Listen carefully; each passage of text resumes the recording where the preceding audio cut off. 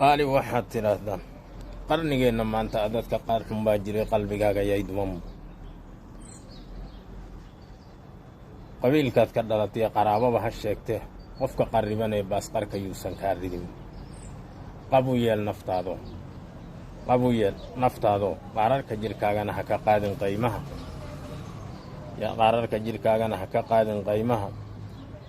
yaadan qubin hugaago sida qaar kaloo badan yaanan qaawan lagu odhanin qaydkaaga soo xidhan